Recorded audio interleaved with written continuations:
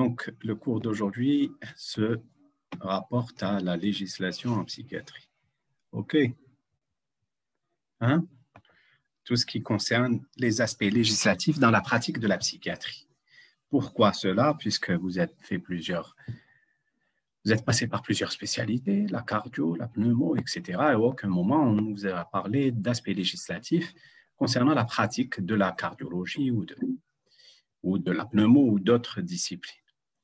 Ben, parce il existe certainement une particularité en psychiatrie. Hein? Ça va, vous entendez? Oui, docteur. Alors, pourquoi? Ben, on va remonter déjà dans l'ancien temps, hein, où on appelait les malades mentaux aliénés. Aliénés. C'est un mot français qui est le fait de céder ou de perdre quelque chose. Donc, l'aliéné est une personne qui a perdu quelque chose. Qu'est-ce qu'elle a perdu? Elle a perdu ce qu'on appelle la raison. Qu'est-ce que c'est que la raison? La raison dans le sens de la faculté qui permet à l'être humain, celle qui nous permet donc de connaître les choses, de juger et d'agir conformément à des principes. Donc, ça sous-entend une compréhension, un entendement, un esprit, une intelligence. Et surtout, qui nous permet donc de juger, de bien juger et d'appliquer ce jugement à l'action, ce qu'on appelle le discernement. Je discerne le bon du mauvais. Hein? Donc, dans le sens du bon sens, ce qui est bon et ce qui est mauvais, ce qui est interdit et ce qui ne l'est pas, ce qui est permis et ce qui ne l'est pas. En arabe, d'ailleurs, le malade mental est désigné par le mot de majnoun, donc de possédé. Et donc, s'il est possédé, ce n'est plus son esprit qui est à lui, mais c'est un autre esprit qui se serait installé en lui. Et donc, qui lui ferait faire des choses sans qu'il en ait conscience ou sans qu'il en ait la responsabilité ou, ou la volonté. Et donc, à partir de là, on peut donc comprendre que le sujet qui souffre d'un trouble mental peut ne pas être conscient de son trouble. Ceci est dû donc au trouble de ses facultés cognitives, notamment de jugement, qui pourront donc être soit amoindris, donc diminués, comme on l'a vu dans les déficiences intellectuelles acquises, ou donc dans les insuffisances mentales ou dans les démences. Soit ces capacités donc de jugement qui pourront être perturbées, c'est ce que l'on rencontre dans les états délirants et les troubles de l'humeur. En dehors de cela, le sujet donc qui souffrira de troubles mentaux pourra ainsi être incapable de saisir l'intérêt ou la nécessité de soigner, mais pas que ça.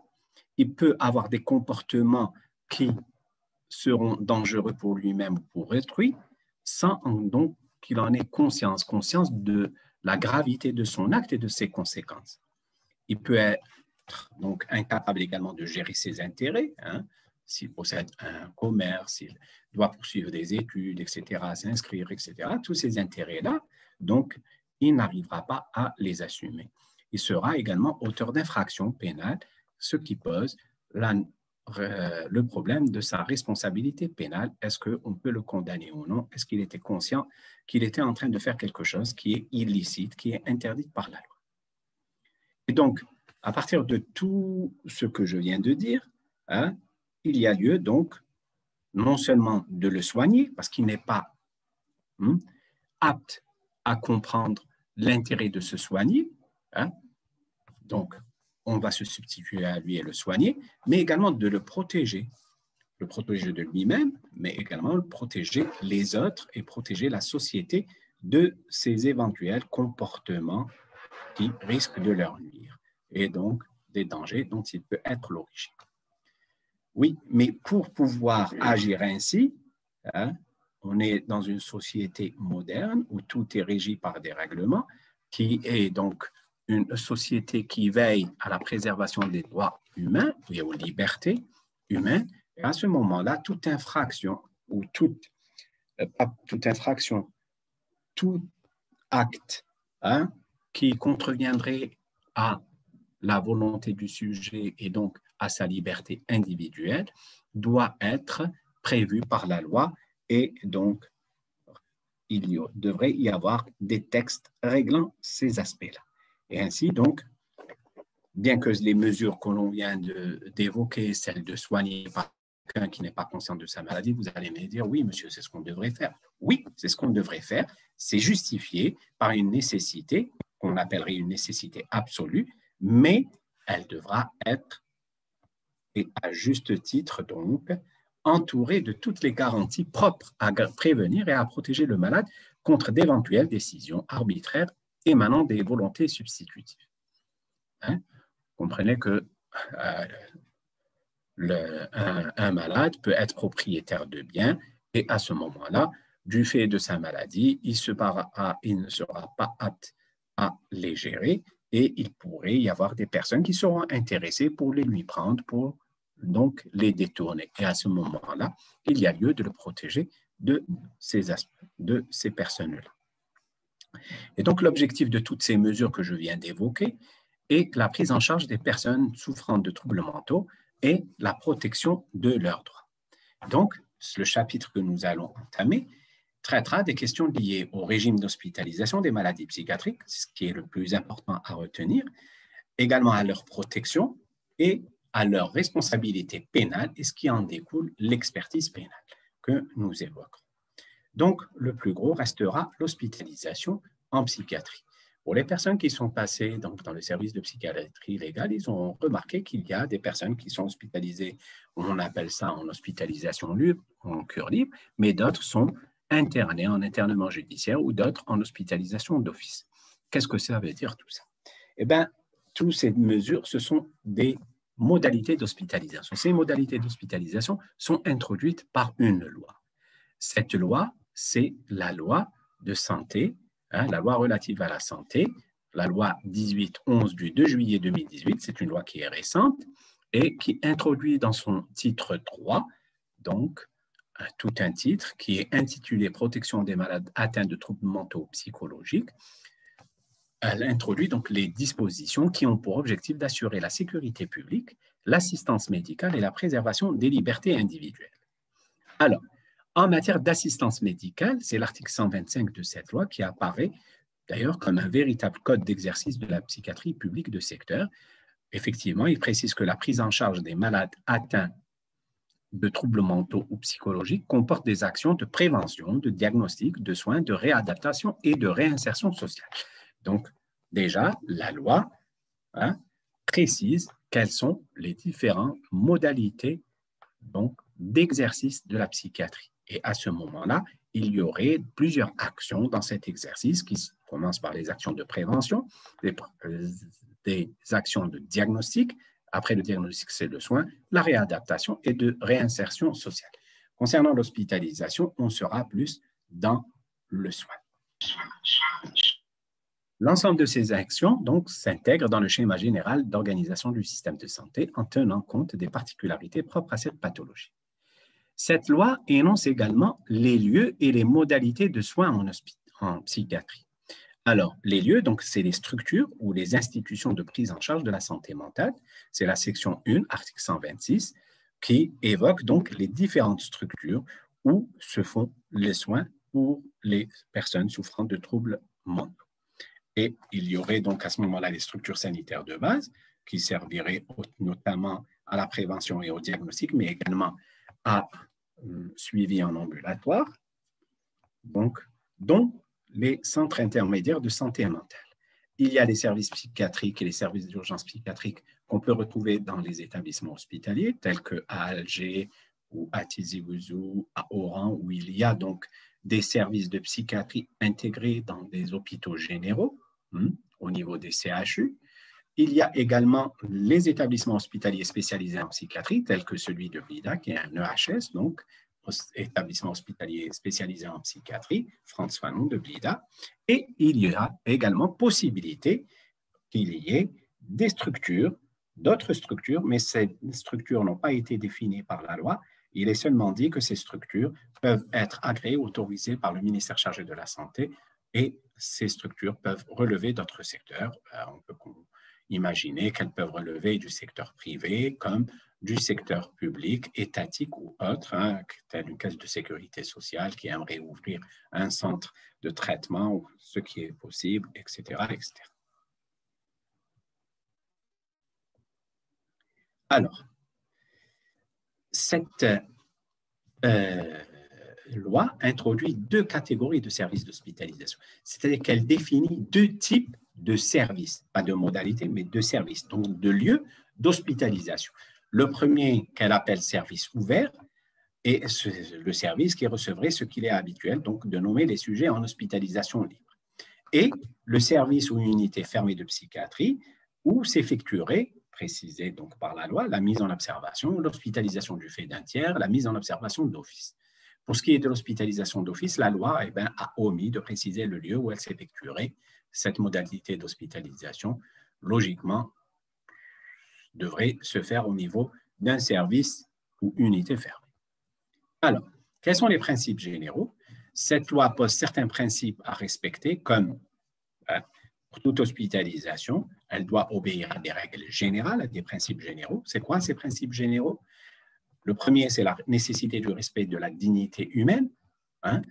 Cependant, elle ne définit pas ce qu'est la dignité humaine. La dignité humaine, c'est-à-dire garder à la personne sa dignité, c'est totalement différent, c'est-à-dire c'est totalement le contraire de ce que vous voyez dans les services de psychiatrie où les malades ne peuvent pas porter leurs vêtements, n'ont pas accès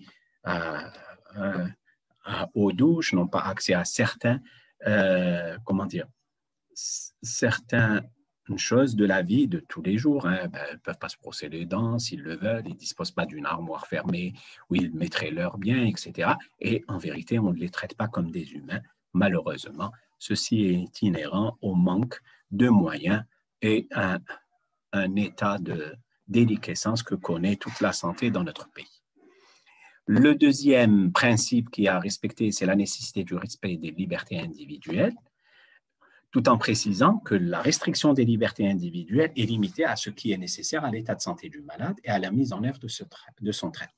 C'est quoi les libertés individuelles? C'est les libertés de culte, c'est les libertés de pouvoir se déplacer dans tous les lieux à tout moment, sans restriction, voyager, donc pas uniquement voyager, mais se déplacer dans l'espace. Donc, normalement, au sein d'un hôpital, une personne pourrait se déplacer dans tous les lieux qui sont ouverts, qui sont publics. Le respect, troisièmement, c'est le respect du consentement aux soins. Et elle rappelle qu'un malade atteint de troubles mentaux ne peut être hospitalisé ou maintenu en hospitalisation sans son consentement ou, le cas échéant, sans celui de son représentant légal. Donc, c'est la règle. Et cette règle sera, dans certains cas, pas appliquée parce qu'il y a nécessité de soins, parce qu'il y a danger, parce que beaucoup d'éléments donc, peuvent imposer donc, l'hospitalisation au sujet qui est malade. Troisième ou quatrième principe, c'est le respect de l'autonomie du sujet et le droit pour les malades ou leurs parents ou leurs représentants légaux d'être informés de leurs droits, de pouvoir remettre en cause la décision d'hospitalisation en saisissant la commission de santé mentale de l'Wilaya et de recevoir des visites après, cependant, accord du médecin traitant de l'établissement. Donc, la règle générale, c'est qu'on doit informer de leurs droits. Normalement, il doit y avoir des règlements intérieurs qui sont mis à la disposition des patients, leur expliquant la marche des services, parce qu'il y a des règles normalement, il y a des règles de levée, des règles d'extinction de feu, on se lève et on dort à des moments précis, l'accès aux douches est réglementé, etc. Et de même, les visites également sont réglementées, les gens ne peuvent pas venir à toute heure rendre visite. Ils ont le droit à la visite, mais ce droit à la visite est organisé en fonction de l'activité du service. En dehors de ces droits, il y a celui de pouvoir remettre en cause la décision d'hospitalisation. Ça concerne donc des hospitalisations sous contrainte, donc qui sont imposées au sujet. Et s'il n'est pas d'accord, il peut saisir la commission de santé mentale de Wilaya qui étudiera son cas et jugera du bien fondé de cette décision. Et faire donc, cinquième principe, faire de l'enfermement une mesure d'exception. La mesure donc d'hospitalisation sous contrainte, donc en service fermé, devrait être une exception et ne pourrait intervenir qu'après épuisement de toutes les modalités d'hospitalisation qui viennent avant celle-là. Et enfin, la mesure d'hospitalisation sans consentement ne peut se faire que dans des structures de santé publique. Elles ne peuvent pas se faire dans des structures donc privées. Donc, c'est les principes. Maintenant, voyons les différentes modalités ou formes d'hospitalisation. La loi algérienne codifie les mesures d'hospitalisation qui font l'objet d'un traitement légal. Et les différentes modalités d'hospitalisation par cette loi sont l'hospitalisation libre. Le deuxième, c'est la mise en observation et l'hospitalisation à la demande d'un tiers. Le troisième, c'est la mise en observation d'office et l'hospitalisation d'office. La quatrième, c'est la mise en observation aux fins d'expertise. Et enfin, la cinquième étant l'hospitalisation judiciaire. Il existe une mesure qui est introduite par la loi dans le chapitre des modalités d'hospitalisation, et cette mesure est la mesure d'examen psychiatrique d'office, qui est, comme son nom l'indique, un examen qui va être demandé par l'autorité administrative, c'est-à-dire par le wali ou le procureur général. On va le voir par la suite. Commençons par la première modalité d'hospitalisation, c'est l'hospitalisation en service ouvert. La section, donc, vous pouvez avoir de toute façon le Polycop, il est sur le site de l'université et de la fac également, il est disponible. Alors, l'hospitalisation en service ouvert est usuellement appelée hospitalisation libre ou hospitalisation librement consentie. Qu'est-ce que ça veut dire? Que c'est le sujet qui accepte, lui, par sa propre volonté, d'être hospitalisé et de subir des soins. C'est celle qu'on voit dans les autres disciplines de médecine, c'est-à-dire qu'elle suit une consultation. Le sujet est consulté par un médecin qui pose l'indication d'une hospitalisation et une fois posée l'indication de l'hospitalisation, il en informe le sujet qui peut accepter ou refuser. Et à ce moment-là, s'il accepte, on dira que c'est une hospitalisation libre. Donc, c'est une banale hospitalisation telle que celle rencontrée dans tout service médical hospitalier. Elle est justifiée par la nécessité de soins qui sont donc librement consentis entre un patient et un médecin, et l'admission à l'hôpital va être prononcée par le directeur de l'établissement hospitalier sur avis du médecin de l'établissement hospitalier. C'est le directeur qui, sur un plan administratif, va prononcer l'hospitalisation, donc et délivrer le billet d'hospitalisation par le bureau des entrées. À ce moment-là, le sujet est hospitalisé et va disposer des mêmes droits liés à l'exercice des libertés individuelles que ceux qui sont reconnus aux malades hospitalisés pour une autre cause, et ils vont être soumis donc au règlement intérieur de l'hôpital durant l'hospitalisation, ce que j'avais évoqué précédemment, donc en matière de lever, de manger, de coucher, de toilette, etc. et de visite, et de pratique du culte. Ainsi, donc, le patient entre à l'hôpital de son plein gré et en sort quand les médecins le jugent guéri ou suffisamment amélioré. Des fois, le sujet n'attend pas et est en désaccord avec le médecin et demande à sortir, ce qu'on appelle une sortie contre avis médical, et donc il va signer une décharge de responsabilité pour que le médecin, par la suite, on ne lui reproche pas d'avoir laissé partir quelqu'un qui risquait des complications, voire une issue fatale à sa maladie. Non, il faut prouver, vous savez, sur le plan de la responsabilité, qu'on a informé le sujet, qu'il a bien compris ce qu'on lui a dit, des conséquences de sa maladie, et que sa décision de sortie contre avis médical, il a prise connaissance de cause. Et donc, il en est responsable.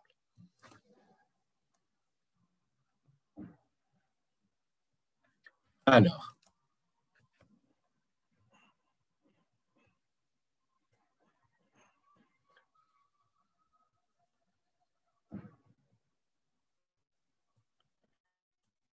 deuxième catégorie, donc, de modalités d'hospitalisation, nous avons les hospitalisations sans consentement. On a dit que la première, l'hospitalisation libre, était consentie librement. Là, on ne demande plus le consentement du sujet. Donc, il s'agit de situations dérogatoires au droit commun, lequel reconnaît à chacun l'usage sans restriction de son libre arbitre. On est libre en vérité de nos décisions. Dans tous les actes de la vie, on est libre, sauf celles qui sont interdites par la loi. Et si on les commet, on est donc puni et condamné par la loi. Donc, on est considéré comme libre jusqu'à preuve du contraire. Et là, du fait que le sujet peut ne pas être conscient de la nécessité de soins, donc il a un trouble du jugement qui ne lui permet pas d'avoir donc un jugement sain, Et à ce moment-là, qu'est-ce qu'on fait? On va se substituer à sa volonté et on va lui imposer donc une hospitalisation. On ne va pas lui demander son avis, on ne va pas lui demander donc son consentement. On appelle ça les hospitalisations sans consentement. Elles sont appelées également hospitalisation à la demande d'un tiers ou d'office. Elles découlent donc de l'inaptitude momentanée ou définitive au consentement émis par le sujet. Alors, il existe différents types d'hospitalisation donc sans consentement. La première, c'est les hospitalisations à la demande d'un tiers. Qu'est-ce que c'est à la demande d'un tiers? Donc, c'est une tierce personne, une personne publique ou un parent ou un ami au malade qui va faire une demande d'hospitalisation. OK? Ce qu'on appelle donc des hospitalisations à la demande d'un tiers. Et il existe à ce moment-là deux formes d'hospitalisation à la demande d'un tiers. La première qui est la mise en observation et la seconde qui est l'hospitalisation du fait d'un tiers. Donc, il faut comprendre que ce sont deux mesures d'hospitalisation qui vont se suivre. La première étant la mise en observation et s'il y a nécessité de la prolonger, ou nécessité de garder la personne pour une plus longue période, on passera à ce qu'on appelle l'hospitalisation de fait d'un tiers. Alors, quand est-ce qu'intervient cette modalité d'hospitalisation? Elle intervient lorsque les troubles présentés par le malade rendent impossible son consentement et que son état impose des soins immédiats et une surveillance constante en milieu hospitalier. Donc, c'est clair. Elle fait référence à quoi? L'absence de possibilité de consentement, pas l'absence de consentement, l'absence de possibilité de consentement. Donc, il lui est impossible de consentir, il lui est impossible de donner son avis ou de donner son accord parce qu'il a un trouble du jugement. Ça, c'est le premier élément. Deuxièmement, il y a nécessité de soins immédiats. Donc, c'est dans le moment qu'il va. Donc, on ne peut pas différer les choses. Et troisièmement, son état nécessite une surveillance constante en milieu hospitalier. Donc, c'est les trois éléments fondateurs de la mesure de l'hospitalisation à la demande d'un tiers. Je vous ferai remarquer une chose, il n'y a pas de notion de danger à la base de la demande d'hospitalisation. Il n'y a pas à la base de l'hospitalisation à la demande d'un tiers. Donc, elle n'est pas justifiée par le danger. On verra que le danger justifie une autre modalité d'hospitalisation. Retenez essentiellement ces trois éléments, impossibilité de consentement, état imposant des soins immédiats et surveillance constante en milieu hospitalier. Trois éléments. Ces hospitalisations vont s'effectuer au sein d'un service ou d'une unité fermée de psychiatrie et la présentation du malade au médecin psychiatre peut être effectuée par un membre de la famille, soit par son représentant légal, le représentant légal de la personne. Le représentant légal concerne donc les mineurs ou les personnes qui ont été placées sous une mesure de protection qui sont donc mis sous tutelle. Soit l'autorité publique qui va prendre intérêt du malade. Mais elle va agir en tant qu'autorité, mais sans avoir la possibilité d'imposer cette hospitalisation. Et quelles peuvent être ces autorités? Ce sera l'OLI, le président d'APC, le chef de sûreté de Daïra, le commandant de compagnie de la gendarmerie nationale ou leur représentant du mandaté. Donc, ces personnes-là vont ramener le sujet, c'est eux qui le ramènent, c'est eux qui le présentent au médecin psychiatre et elles sont tenues donc de fournir les renseignements administratifs et médicaux utiles pendant les phases médicales et administratives de l'hospitalisation. Alors, vous avez dit qu'il existe deux modalités, la mise en observation du fait d'un tiers et l'hospitalisation du fait d'un tiers. La première forme d'hospitalisation à la demande d'un tiers, c'est là. Donc, elle a une durée qui ne peut excéder 15 jours. Donc, la mise en observation, c'est une durée de 15 jours. Elle se fait dans un service psychiatrique fermé. Elle est faite par le médecin psychiatre de l'établissement qui délivre donc préalablement un bulletin d'admission pour mise en observation. Une fois le délai de 15 jours passé, c'est au psychiatre que revient la décision. Et qu'est-ce qu'il peut décider? Il peut décider soit de la sortie du malade, soit de la prolongation de la mise en observation pour une durée maximale de 15 jours. Donc, il va renouveler encore de 15 jours. Toutefois, il peut décider de la sortie avant l'expiration du délai de 15 jours s'il estime que l'état de santé du malade le permet. Donc, dans la mise en observation, c'est un sujet, je me répète, qui nécessite des soins. Revenons à nos 3 éléments. Nécessité de soins, impossibilité de consentement et nécessite une surveillance constante en milieu hospitalier. Donc, c'est nécessite des soins en milieu hospitalier, pas des soins ambulatoires. Et à ce moment-là, c'est un parent, soit un ami, soit une autorité, soit le tuteur qui vont faire cette demande. Donc, ils vont le ramener à l'hôpital et faire la demande de l'hospitalisation en mise en observation du fait d'un tiers. Le médecin l'examine, pense que la mise en observation du fait d'un tiers est obligatoire, et à ce moment-là, il admet le sujet, et au bout de 15 jours, cette hospitalisation donc, du fait d'un tiers, cette mise en observation du fait d'un tiers va durer 15 jours au maximum. Si l'état du sujet s'améliore avant, le sujet pourra être mis sortant par le médecin. Si au terme des 15 jours, son état s'améliore, il va sortir au terme des 15 jours. Si son état ne s'est pas amélioré, le médecin peut encore prolonger cette mise en observation d'une durée de 15 jours également.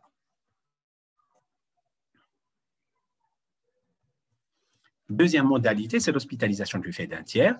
Elle intervient toujours après une hospitalisation en mise en observation. C'est cette mise en observation qui peut être transformée à tout moment en hospitalisation du fait d'un tiers, donc avant le 15 jours, là au terme des 15 jours, le médecin constate, de par la clinique qu'il a devant lui, etc. On va prendre par exemple un exemple, celui de tableau maniaque qui rentre dans un trouble bipolaire, donc un épisode maniaque. On sait qu'un épisode maniaque ne dure pas que 15 jours, il va au-delà de 15 jours. Et à ce moment-là, le sujet, on l'admet, parce qu'il y a un problème diagnostique, on ne sait pas encore. Il y a des investigations peut-être à faire, donc il est admis en mise en observation du fait d'un tiers. On fait notre bilan, on l'examine, on passe des tests, etc. Puis, on affine le diagnostic et on est donc devant un diagnostic de trouble bipolaire, épisode maniaque actuel. Qu'est-ce qu'on fait? Les 15 jours ne vont pas suffire, donc qu'est-ce qu'on fait? On va transformer son hospitalisation en hospitalisation du fait d'un tiers. Comment? C'est le médecin qui va proposer cela à la famille du malade et cette famille ou son représentant légal, et cette famille peut accepter ou refuser. Si elle accepte, elle doit donner son accord qu'elle exprime donc sur une demande écrite. Cette demande écrite sera transcrite sur un registre qui est prévu à cet effet et un exemplaire qui sera signé et revêtu de l'accord du médecin psychiatre devra être déposé à la direction de l'établissement à l'effet d'y être conservé et présenté à toute réquisition des autorités compétentes parce qu'il y a lieu de surveiller que les mesures d'hospitalisation sont respectées et que les procédures sont respectées. Alors, combien de temps dure cette hospitalisation du fait d'un tiers? Eh bien, sa durée n'a pas été fixée par la loi et donc la sortie sera déterminée par l'état du malade en fonction de l'amélioration et de la compatibilité d'une vie à l'extérieur. Elle va s'effectuer soit à l'initiative du médecin psychiatre de l'établissement, donc il juge que l'état du sujet lui permet de sortir au bout de 3 mois d'hospitalisation, il signe la sortie. Elle peut être faite à la demande du malade majeur et civilement capable, le malade lui-même peut faire la demande, ou bien à la demande de la personne à l'origine de l'hospitalisation du fait d'un tiers, si c'est un parent, ou bien elle peut venir et dire, bon, vous me le donnez, je préfère le faire sortir, bon, eh bien, on va se plier à sa volonté. Elle peut être faite à la demande d'un ascendant ou d'un descendant direct majeur, du conjoint, du frère, de la sœur, de l'oncle ou de la tante, etc. Donc, n'importe quel parent peut demander la sortie du sujet qui est en hospitalisation d'office. Cependant, toute demande de sortie est soumise à l'accord préalable du médecin psychiatre et elle doit être établie par écrit et signée par la personne qui la formule et sera transcrite également sur le registre qui est prévu à cet effet. Comprenez que toute cette paperasse, c'est pour qu'il y ait que lors du contrôle qui est effectué par les autorités, donc il y ait une traçabilité et pouvoir donc suivre le cas sur le plan des libertés individuelles. OK. C'est bon?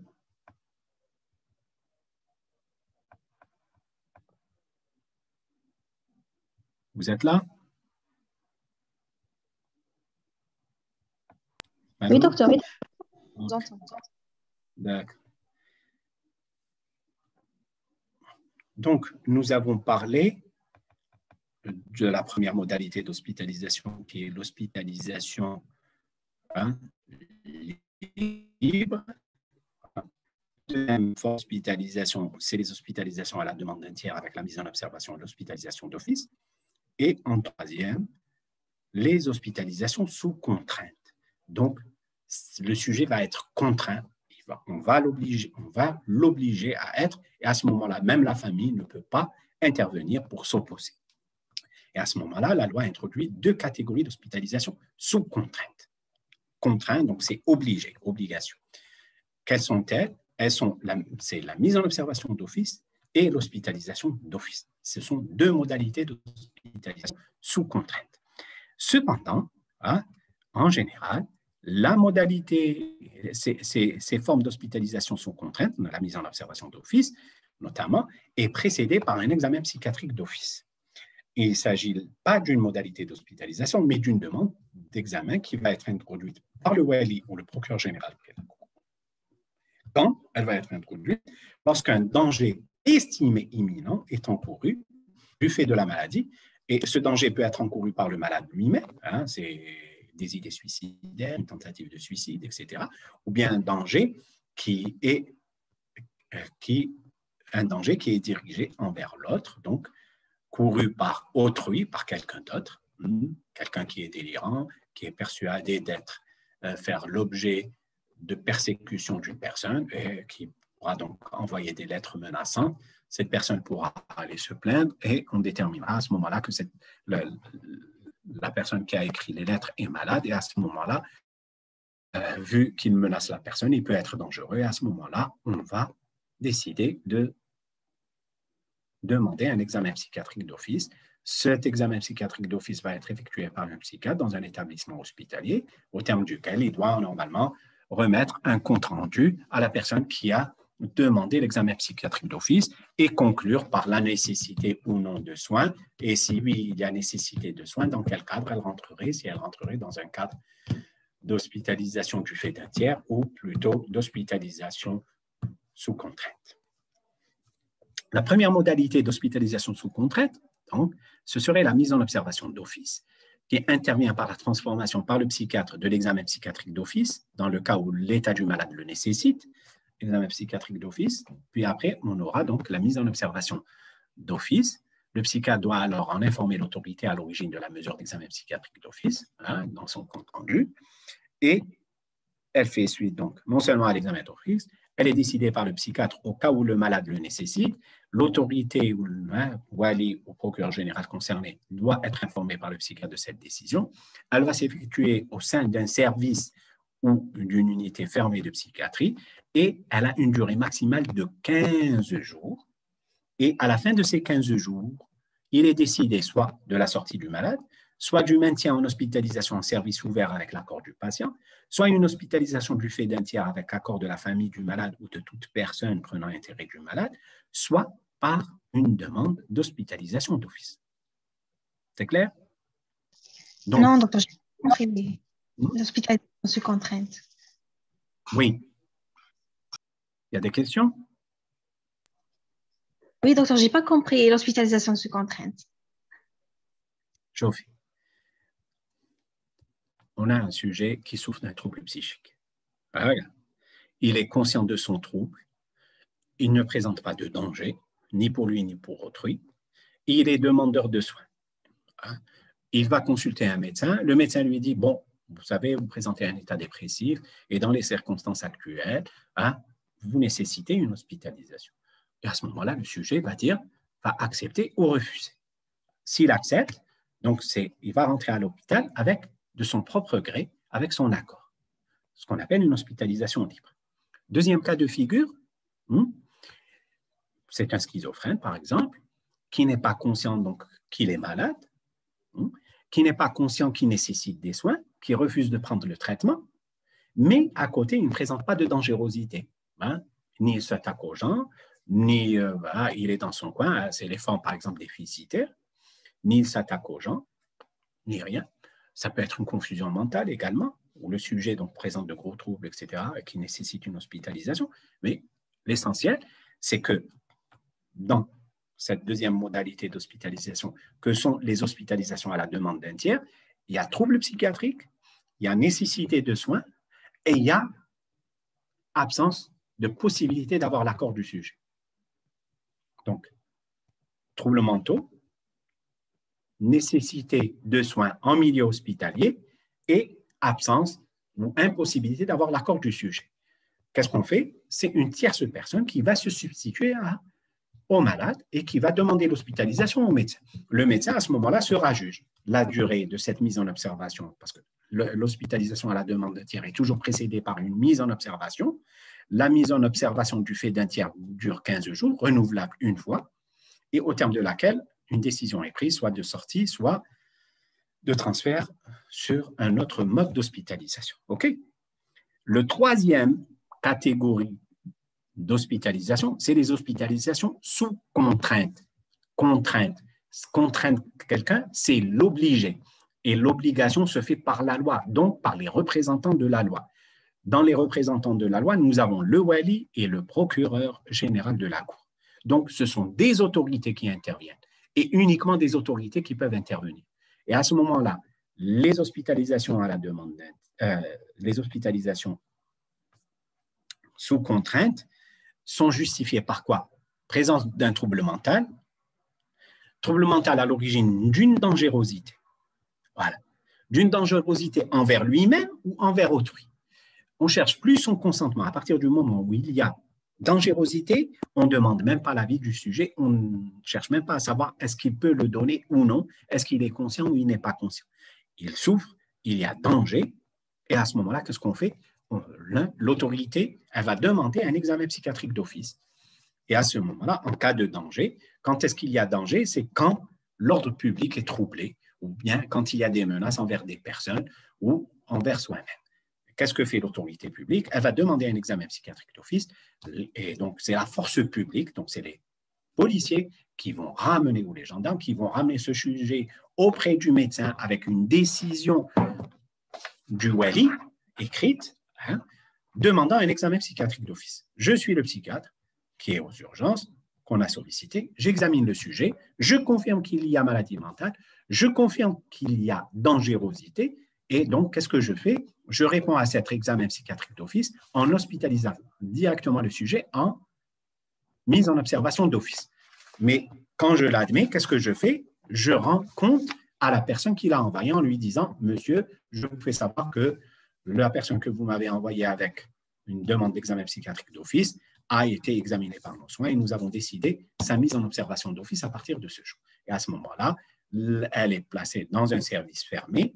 La mise en observation d'office va avoir une durée de 15 jours et au terme de ces 15 jours, donc quand arrive la fin de ces 15 jours, le médecin doit décider soit de la sortie du malade, le sujet est guéri, confusion mentale, ça ne dure pas, quinzaine de jours, c'est bon, il est bon, c'est traité, il sort, soit le sujet nécessite encore des soins mais n'est plus dangereux et accepte l'hospitalisation, je le transfère sur un service libre, un service ouvert en hospitalisation libre, soit il ne représente plus de danger, mais il nécessite toujours des soins en milieu hospitalier, mais il n'est pas apte à donner son consentement, et à ce moment-là, je le transfère vers un service qui est un service fermé, mais où on admet les personnes en hospitalisation du fait d'un tiers. Voilà. C'est clair? Oui, docteur, merci. Oui. Maintenant, si le sujet, au terme des 15 jours, nécessite son maintien en service fermé et qu'il y a toujours une dangerosité, je l'hospitalise en hospitalisation d'office, qui est la deuxième modalité d'hospitalisation sous contrainte. Donc, elle intervient chez un sujet en cours d'hospitalisation sous une des différentes modalités d'hospitalisation produites par la loi, donc que ce soit dans l'hospitalisation libre, dans l'hospitalisation à la demande d'un tiers ou là dans la mise en observation d'office. toutes ces formes d'hospitalisation peuvent être à un moment ou à un autre transformées en hospitalisation d'office. Donc, il y a des va-et-vient entre les différentes modalités. Elle est requise en cas de nécessité par le psychiatre de l'établissement. Donc, elle intervient chez un sujet qui est déjà hospitalisé, qui est déjà à l'hôpital et dont la sortie ne peut être faite parce que il présente. Allô, allô, allô.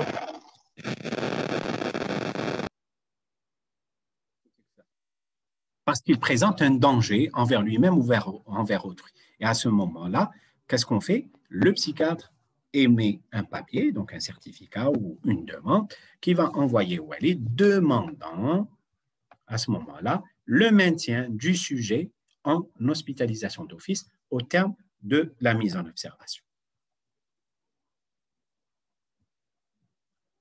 Et à ce moment-là, le wali va prendre un arrêté, donc c'est un papier officiel, arrêté sur lequel donc il y a écrit les noms et prénoms, et le wali dit, au vu de la loi de santé mentale, des articles, au vu de la demande du médecin, etc., vu que le sujet a été mis en examen, en mise en observation d'office, etc., et vu le certificat médical adressé par le médecin Flynn Ben Flynn, nous décidons de l'hospitalisation d'office de Flynn Ben Flynn. Et à ce moment-là, le sujet va être hospitalisé pour une durée de 6 mois au maximum, avec possibilité de renouvellement de cette hospitalisation selon les mêmes modalités que nous avons évoquées. C'est bon? Oui, docteur. Oui, docteur.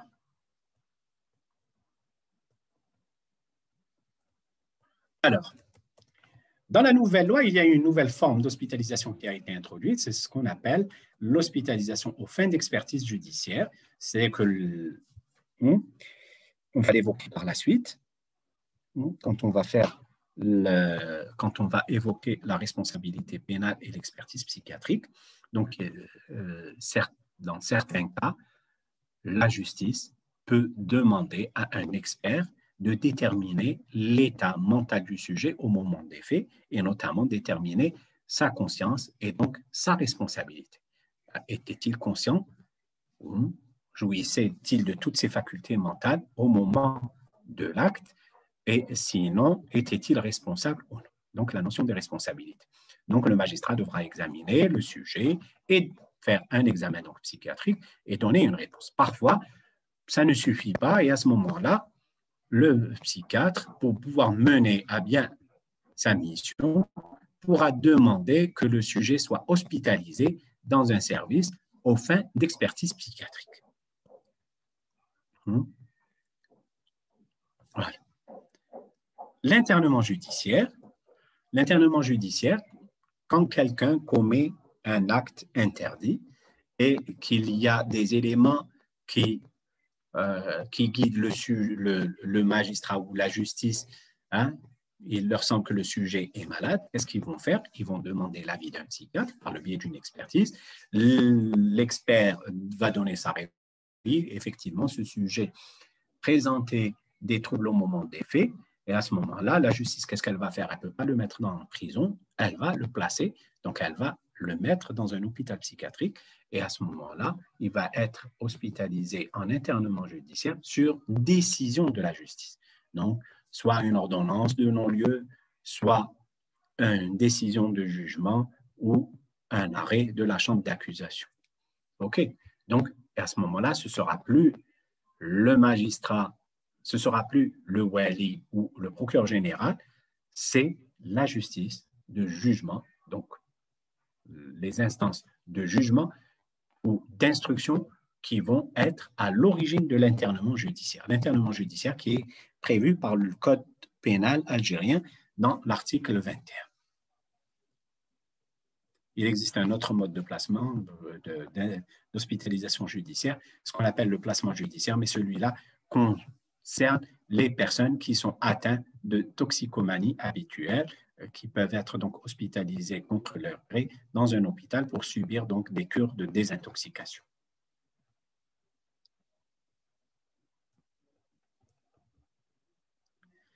Donc, vous voyez, ce sont des procédures administratives qui peuvent vous paraître lourdes, etc.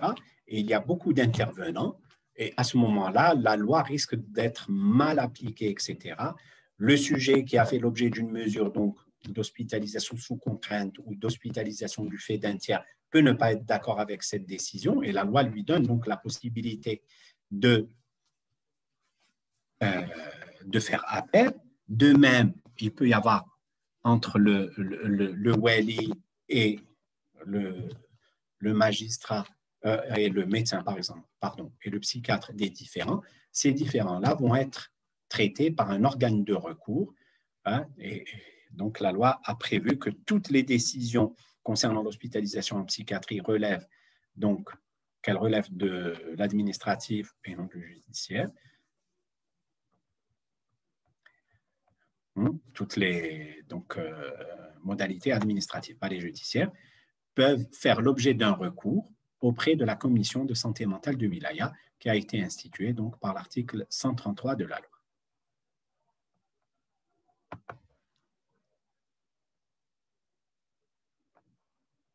Il y a également d'autres mesures de contrôle, c'est-à-dire que le médecin doit établir des certificats descriptifs et également il y a un registre de la loi qui se trouve au niveau du bureau des entrées où sont inscrits tous les actes concernant les personnes hospitalisées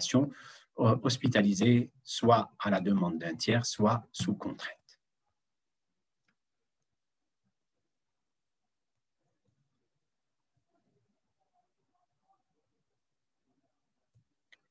Ouais.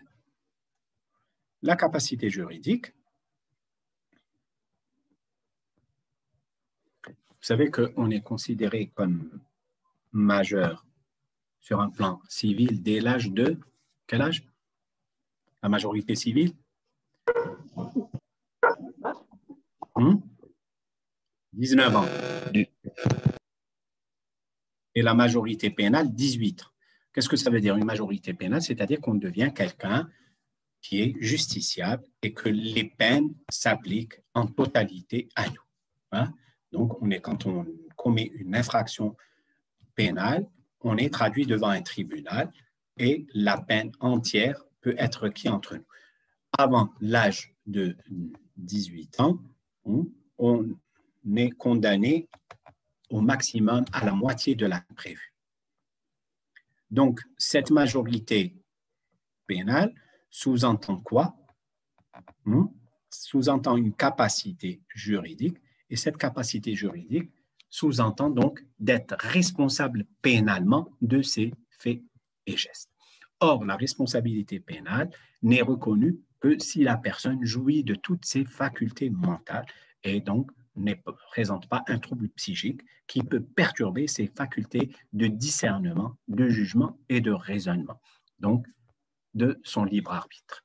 À ce moment-là, pour déterminer si oui ou non le sujet était en pleine possession de ses capacités au moment de l'acte, le magistrat ou la justice, donc la juridiction pénale, peut demander l'avis d'un expert et cet avis sera demandé par le biais d'une expertise. Cette expertise donc, va être faite par un psychiatre qu'on appellera un psychiatre expert et qui examinera le sujet et déterminera si le sujet ou non était dément au moment des faits. Pourquoi on appelle dément? C'est parce que c'est l'ancien français. La notion de démence était égale à folie. Folie, c'est-à-dire maladie mentale qui affecte les capacités de discernement du sujet. C'est l'article 47 du Code pénal algérien qui prévoit donc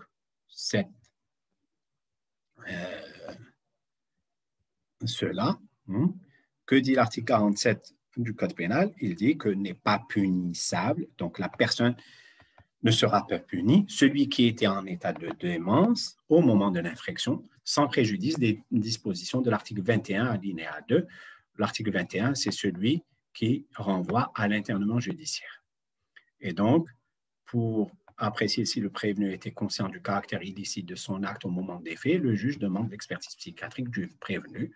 Cette expertise du prévenu est obligatoire au cas d'un crime ou d'un délit grave. En cas d'irresponsabilité du prévenu et responsabilité pénale, le juge le fait admettre dans ce service de psychiatrie en internement judiciaire, donc modalité d'hospitalisation sous contrainte que nous avons évoquées auparavant. C'est clair? Oui. Maintenant, passons à un autre élément, c'est les mesures de protection. Donc, toute personne majeure, dès qu'on atteint l'âge de la majorité civile, 19 ans, on est réputé être capable juridiquement et être en état d'exercer nos droits juridiques et nos droits civiques. C'est-à-dire, on peut acheter, on peut émettre des chèques, on peut vendre, on peut créer des entreprises, on peut posséder, on peut se marier, etc. Hein? Tout ce qui caractérise donc une personne adulte. Cependant, certaines altérations des facultés intellectuelles que nous rencontrons dans certains tableaux psychiatriques, hein, les insuffisances mentales, les démences, certains tableaux schizophréniques, certaines formes de troubles bipolaires, hein, surtout quand il y a des rechutes fréquentes, entraînent donc un affaiblissement cognitif chez le sujet et qui peuvent mettre donc à ce moment-là le malade majeur dans l'impossibilité de pourvoir seul à ses intérêts, donc il ne pourra pas donc gérer seul ses intérêts. Cette vulnérabilité a entraîné pendant assez longtemps l'exclusion du malade mental, donc démuni de ses droits les plus élémentaires. Et à ce moment-là, il y avait des gens qui profitaient de la situation du malade en usurpant ses biens, son argent, ses biens mobiliers et immobiliers. Cette situation, donc, dans le temps, a progressivement évolué favorablement et dans les lois des différents pays, hein, des mesures de protection du malade et de ses biens sont introduites et sont devenues donc un souci majeur des différents intervenants, que ce soit les psychiatres, les juristes ou les travailleurs sociaux.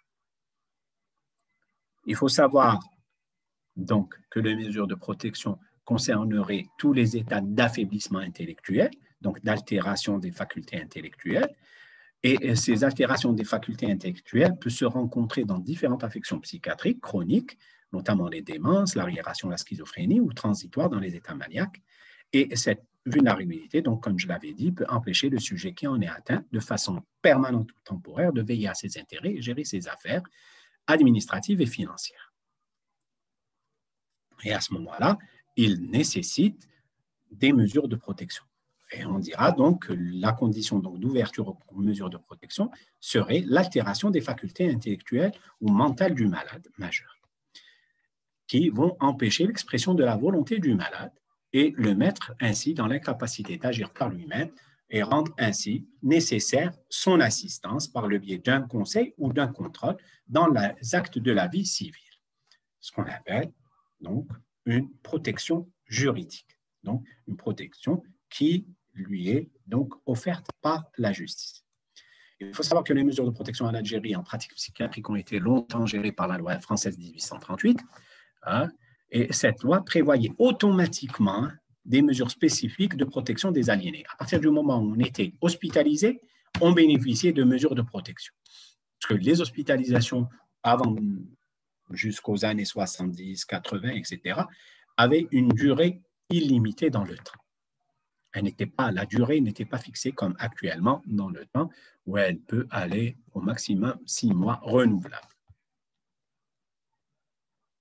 Et donc, la nouvelle loi de santé, la loi du 2 juillet 2018 relative à la santé, n'offre pas de nouveautés. Elle introduit, mais sans désigner clairement ce qu'est la mise sous tutelle. Par contre, les mesures donc de protection, on va les retrouver dans le code de la famille.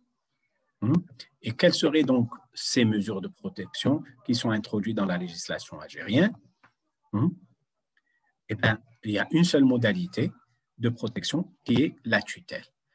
C'est une mesure qui est prononcée par jugement et il s'agit d'une incapacité générale, c'est-à-dire que le sujet ne fait plus rien, c'est quelqu'un d'autre qui fait tout à sa place.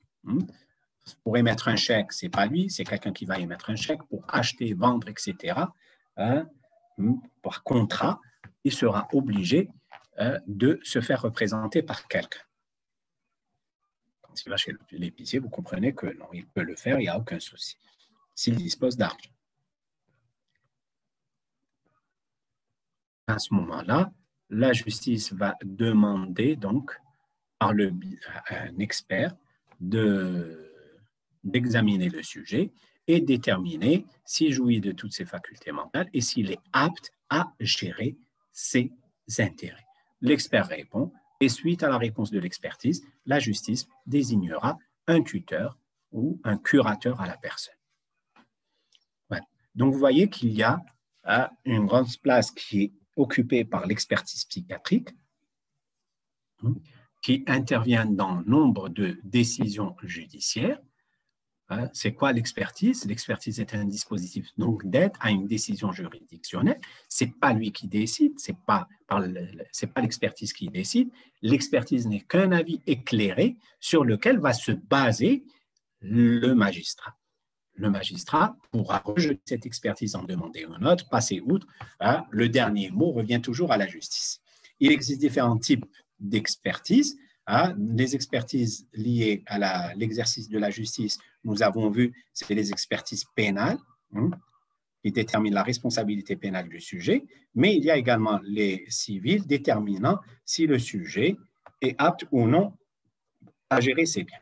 Ce sont là les deux plus importantes situations où la justice fait appel à l'expertise. Il en existe bien d'autres. Les tribunaux peuvent demander des expertises dans le cadre de l'adoption, déterminer si les parents adoptifs ne jouissent de leurs facultés et sont aptes à prendre en charge. Dans le divorce, pour les aspects matériels, au tort de qui va être prononcé le divorce. Dans la réparation juridique du dommage corporel, on peut avoir donc des aspects psychiatriques liés à un dommage corporel, un traumatisme crânien, qui seront appréciés par un expert psychiatrique. Donc, il y a également des expertises administratives, telles que l'aptitude à l'emploi, la pension d'invalidité, l'aversement d'une pension d'invalidité, l'aptitude au service militaire, à la conduite d'un véhicule automobile, à l'exercice de certaines fonctions, au port d'armes, etc. Mais généralement, dans ces cas-là, c'est par le biais d'un certificat médical qui est demandé donc à un psychiatre dans le cadre de la loi. Dans le cadre de l'assurance sociale également, les caisses de sécurité sociale peuvent demander des expertises concernant les congés de longue durée ainsi que le passage en invalidité du sujet. Voilà. Donc, je termine en disant que le dispositif législatif encadrant la prise en charge des malades psychiatriques s'est développé progressivement dès 1838 et il se trouve marqué ces dernières décennies par la volonté de renforcer les droits des patients, d'adapter les mesures de protection des biens, la non-punissabilité des délinquants malades mentaux et leur orientation vers un dispositif de soins. Mais il faut savoir que les textes réglementaires actuels dont nous disposons restent insuffisants pour protéger et soigner les malades et pour prévenir les actes médico-légaux. Beaucoup de textes d'application, qui sont les arrêtés, les circulaires, etc., nécessaires à l'application effective des différentes lois évoquées, tardent à être promulgués. Voilà ce que j'avais à vous dire concernant donc la loi de santé mentale. Des questions? La législation en psychiatrie. Docteur, il y a une question dans la discussion qui vous demande c'est quoi une schizophrénie? C'est une maladie mentale qui va être caractérisée essentiellement par ce qu'on appelle des signes psychotiques, que sont les délires et l'hallucination, des signes positifs qui sont également appelés signes positifs, mais ce n'est pas les seuls signes positifs. Il y a les troubles du comportement à type d'agitation et il y a des signes négatifs également, tels que le repli sur soi, la pauvreté du discours, l'altération du jugement et du raisonnement chez le sujet. Voilà. C'est les malades que vous voyez en général. Les états détériorés, c'est les personnes que vous voyez marcher pieds nus à l'extérieur, sales, etc. Ça, ce sont des schizophrènes la plupart du temps, surtout quand ils sont des jeunes. Sinon, ça peut être des démons. Vous ne l'avez pas encore fait, le cours sur la schizophrénie, et quand vous le ferez, donc vous saurez ce que c'est. Je pense que vous allez le faire lundi ou mardi. Il est programmé avec le professeur Azeddin. Vous avez le programme. Oui. Docteur, il y a une autre question. Pour un patient qui fait l'objet d'hospitalisation pour un internement judiciaire et que le psychiatre puisse juger l'état comme étant malade, est-ce qu'après la guérison, le sujet peut échapper de la pénalité? Ou bien se trouve Bien sûr. peut-être Une fois jugé, il est jugé comme dément et donc non punissable. Il n'est pas puni. Même s'il se rétablit par la suite, il ne sera pas puni. Parce que pour être puni, il y a 3 éléments qui doivent exister en même temps. Le premier étant l'élément légal. C'est quoi l'élément légal? C'est-à-dire que l'infraction doit être portée dans un code pénal, que l'interdiction en elle-même doit être portée sur le code pénal. Sinon, il n'y a pas d'infraction. Cracher par terre ne constitue pas une infraction, même si ce n'est pas quelque chose de bien. Mentir ne constitue pas une infraction, même si c'est interdit moralement. Voler est interdit. Il est réprouvé moralement, mais également il est interdit par la loi. Il est inscrit dans le code pénal qu'il est interdit de voler. OK? Ça, c'est ce qu'on appelle l'élément légal, c'est-à-dire qu'il faut qu'il y ait un article dans la loi qui prévoit l'infraction en elle-même, l'interdit. Le deuxième, c'est l'élément matériel, c'est-à-dire qu'il faut qu'il y ait une infraction. On ne peut pas m'accuser de vol si rien n'a été volé, si on ne retrouve pas de lien entre moi et la chose volée, si on ne retrouve pas les choses qui ont été volées. Donc, ça, c'est l'élément matériel. Le troisième élément, c'est l'élément moteur. C'est quoi? L'élément moteur, l'élément psychique. Hein? L'élément psychique, l'élément moral. OK? Et qui concerne et qui consiste en quoi? En le libre arbitre, c'est-à-dire le discernement chez le sujet. C'est-à-dire que le sujet, quand il a commis l'acte, savait ce qu'il était en train de commettre et en connaissait l'interdit et en connaissait les conséquences. OK? Donc, qu'il avait des capacités de jugement et de raisonnement qui étaient saines. Si un de ces 3 éléments manque, le sujet ne peut pas être condamné. Et c'est pour ça qu'il y a l'article 47 du Code pénal algérien, que nous avons vu tout à l'heure, peut-être que je suis passé un peu trop vite dessus, qui dit que n'est pas punissable.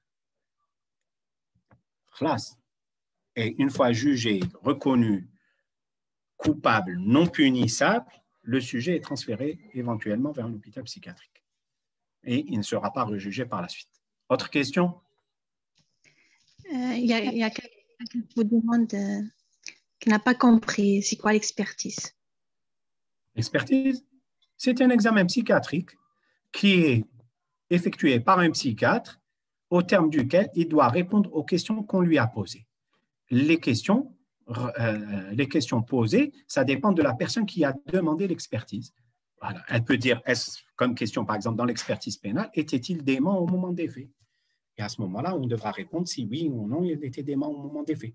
Ou bien jouissait-il de toutes ses facultés intellectuelles au moment des faits? On va dire oui ou non il effectue. Et cette expertise, donc, c'est un avis spécialisé d'une personne de là pour le mandant, donc le mandant, la personne qui l'a demandé. C'est bon? Oui. Quoi encore? Pas de questions? Oui, merci, docteur. C'est une autre question qui vous demande, c'est quoi la différence entre la majorité pénale et civile? Pas selon l'âge, apparemment. C'est la définition, je suppose. La majorité pénale, c'est-à-dire qu'on est responsable de ses actes pénalement. C'est-à-dire que si on commet une infraction, on va être jugé et condamné. Voilà. Quand vous ouvrez le code pénal, vous allez trouver les infractions. Par exemple, une infraction, il est interdit de voler. Si j'ai moins de 19 ans, je ne vais pas être condamné comme un adulte. Voilà. Je ne vais pas être placé automatiquement en prison. Je peux être placé en maison de redressement, en centre de redressement. Si la loi prévoit 5 ans pour un adulte, j'aurai 2 et demi. Voilà. C'est que les peines ne s'appliquent pas comme pour les adultes. Pour la civile, la responsabilité civile, c'est-à-dire qu'une fois atteint la majorité civile, on peut voter, on peut se marier, on peut gérer son argent, on peut créer une entreprise, on peut voyager seul, on peut avoir des enfants, OK? Et être responsable de ses enfants. Voilà. D'autres questions?